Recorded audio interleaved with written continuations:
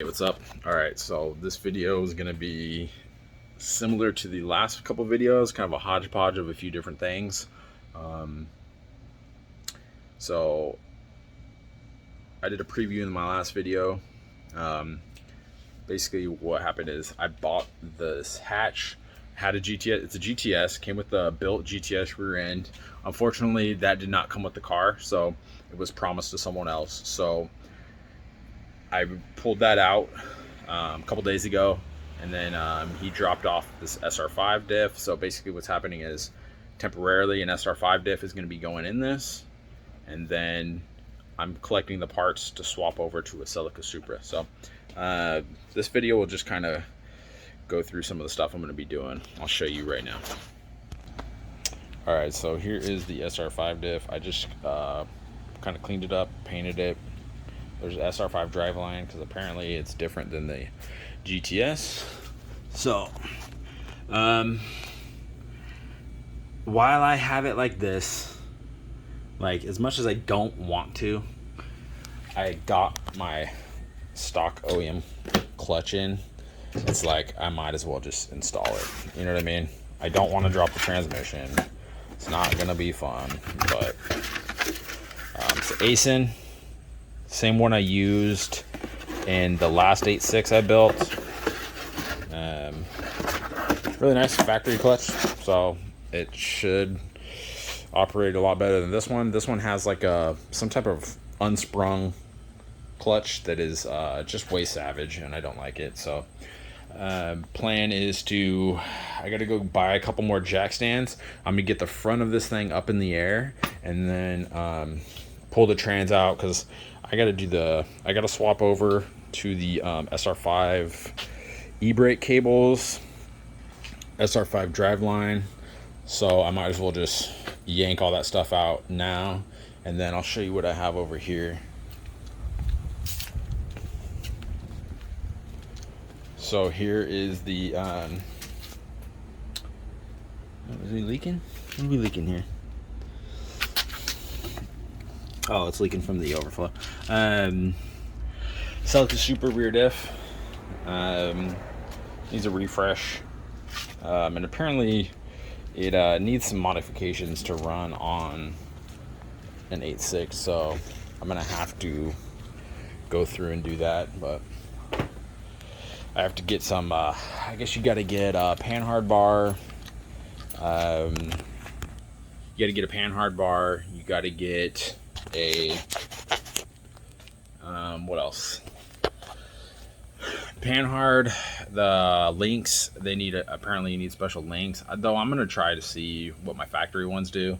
If not, I'm gonna have to fork up for the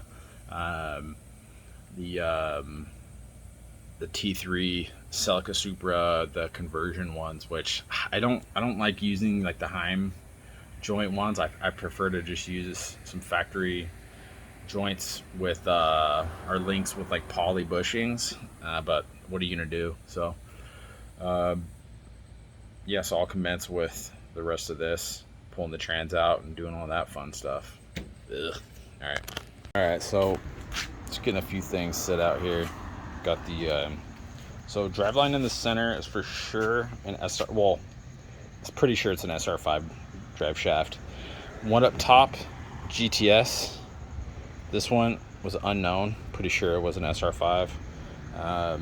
So I gotta I measured. That one seems to be slightly shorter. So I'm guessing that was the GTS. So hopefully that one works. If not, we'll try the other one. As you can see, I got the car up in the air, up on jack stands. Gotta just start working my way along the bolts, get all the bolts off the bell housing, get the transmission dropped down so I could put on the clutch. Then I could start assembling the rest of it. Nothing's hard. It's just, you know, dropping the trannies a little bit annoying, getting it back up's a little annoying. All that stuff is just kind of annoying. So nothing's hard though. We'll get it done. So it's about 6:30 right now. 6:30 a.m. I got out here at about 5:30. started removing the trans. It's kind of hard to film, but here she is, dirty girl. Definitely one cool thing about this Corolla is you could just, you know, work on it yourself. You don't really need anything special. So now I need to, let's get under here. Get you one of these jacks if you don't have one. These big boys. They're big and they're low. Helps removing trans. So now I got to remove this clutch. Not really sure what that is. It's not stock, so I'm gonna pull that out. Hope that the flywheel's in good shape, so I don't have to get it resurfaced, because I would prefer not to. See if it's a lightened one or anything. Kind of looks like it the way those lines are, but I don't know. So I'm gonna pop this bad boy out and I'll bring you back once it's out. It's kind of hard to film under here, so I'll see you in just a sec. All right, trans is out, clutch is off. There's the flywheel. It's a lightweight flywheel of some variety. I don't know. I don't see any markings on it, so I can't really tell. Doesn't really matter at the end of the day, but I'm just gonna make sure that those the flywheel bolts are torqued down. I'm gonna toss the new clutch on, clean off the trans, and toss that back up. All right. Realistically, it's as clean as it needs to be. Looks like someone had painted the bell housing like copper or gold or something. I'll probably go over it a couple more times. I might hit it up with a little bit of a wire brush just to knock off some of the bigger chunks, but this doesn't need to be. It's not a show car, so I'm not worried about it looking brand new. Just want it to be a little bit better, a little bit easier to work on. Looks like I'm probably gonna have to do something about this. This does not look good. I might hit it up. I might throw a torch on it and see if I can't get it to come loose. I don't know how they thought sorry, I don't know how they expected a flathead to work on that, but I'll see if I have anything that could get that off, and then if not, I'll torch it before I pop the drain. You can just fill it through the top, so it's not the end of the world. I think my other transmission's like this too. This is kind of stripped out, so but yeah, you can see it still has like some chunkage on it. I'm not terribly worried about it though. Yeah. So, all right, so here is the clutch that came out of the car. It's obviously a 6-puck. It's like some type of like stage 2 or stage 3 kind of deal. Here is the aisin OEM clutch. It should be a lot better, a lot more friendly to drive. This is cool if you got a race car, but if you're just driving it, this is the choice. It'll hold the power and be way better to drive. This thing was just a nightmare. The trans, about as clean as it's gonna get. Actually, it's as clean as I'm gonna get it. It's pretty decent. I'm happy with it. And I found out what the problem with the transmission was, or the clutch, I should say. There's no retaining clips on the throttle bearing. So what was happening is you'd press the clutch down and it would engage it, but then when you let go, it would kind of shudder and act weird. So I'm gonna have to figure out how to get some of those. But for now, I got the e-brake cables off, transmission cleaned up. I'm gonna take a little break for a while and regroup, see if I can't get those clips locally. All right, there you go. Let's get you wide. All right. So right now the interior is a mess. I installed the new e-brake cable, so I had to loosen up that, which required me to pull it out a little bit. I still have the drive shaft left. Transmission's chilling right there.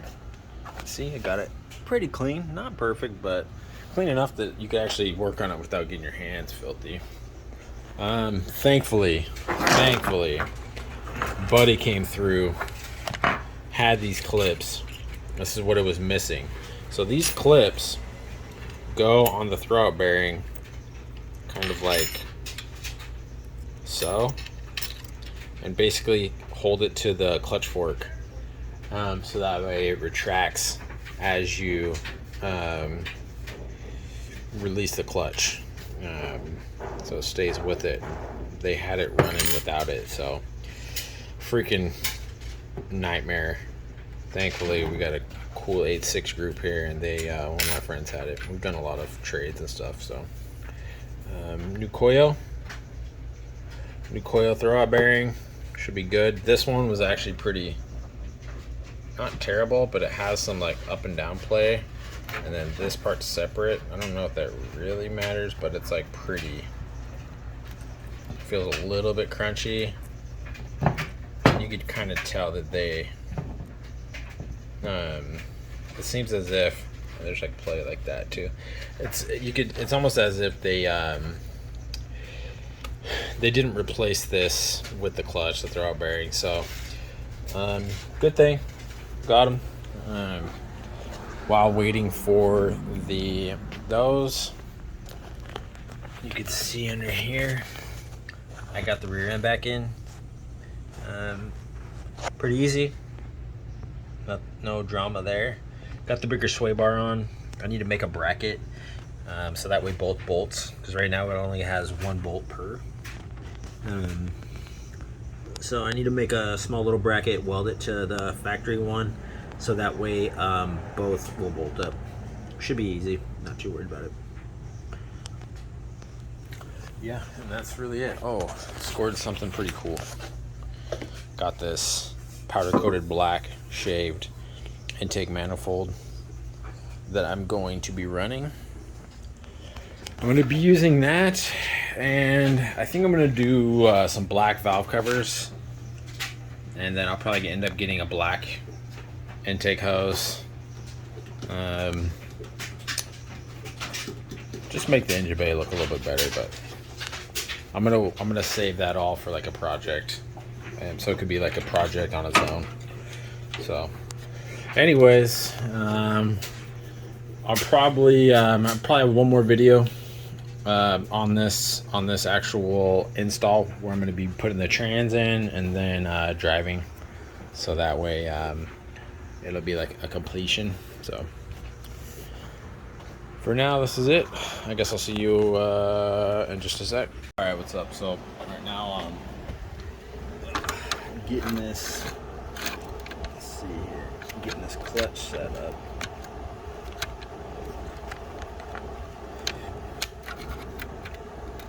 I should say the throwout bearing.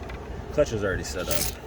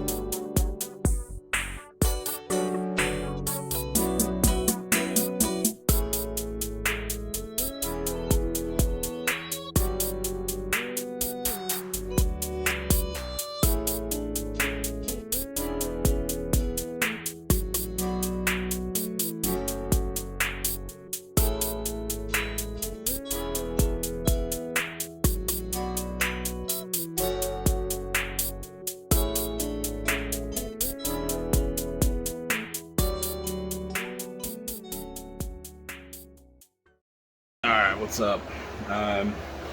So this video is clearly turning out to be something different. I planned on working on it more on video, but it just hasn't worked out that way. So here, let me flip you around. I got the interior mostly back together. I gotta throw a couple more screws in that guy, but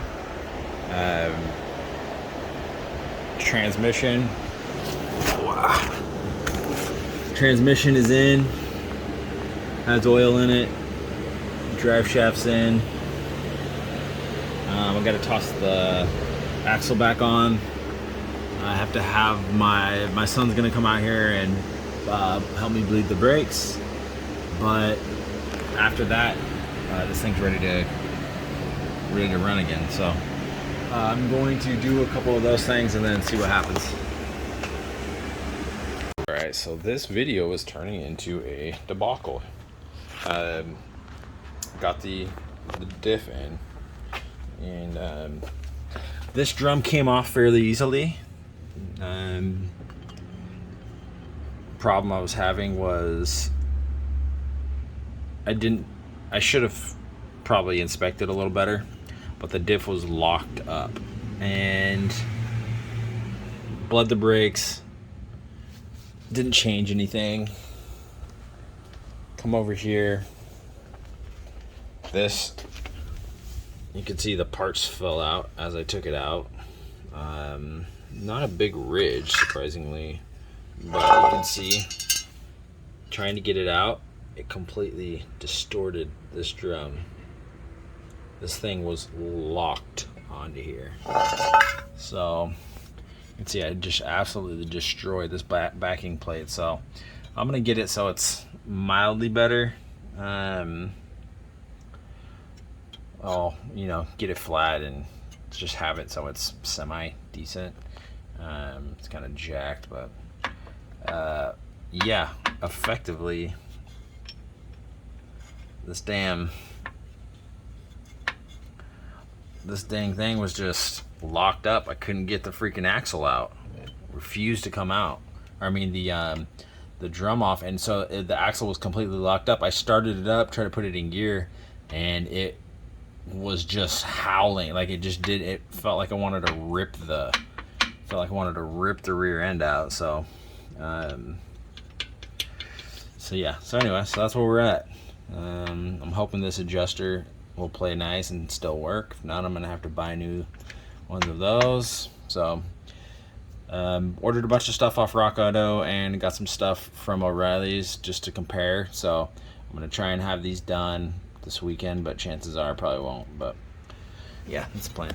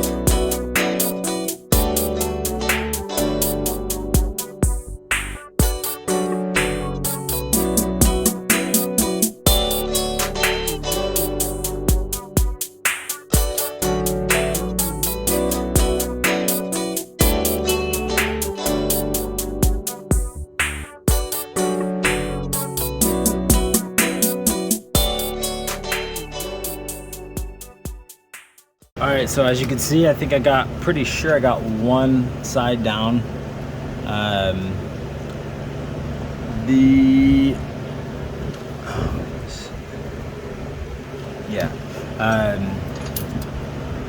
only thing I didn't use was one of these little clips here. Not sure whether or not, actually I am sure, that doesn't matter.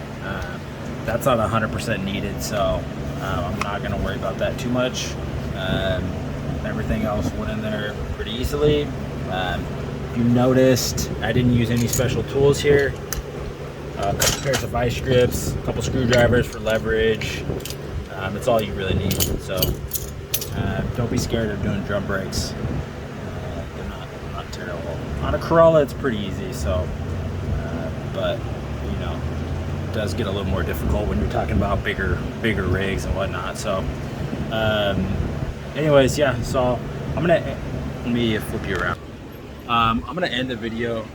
Oh, I'm looking rough. I'm gonna end the video now because it's been a while since I've put a video out. I'm trying to get one out every week. I'm going to just end it here. Hopefully I'll get the other side done on my own time, get the drums back on, and then we'll call it good. And then I actually got a little surprise coming next week. I'm gonna be going over to my buddy's house, Dallas, and we're going to be filming a little video on his car. So yeah, so I'll be done here shortly, and then we'll kind of switch gears a little bit, work on someone else's car.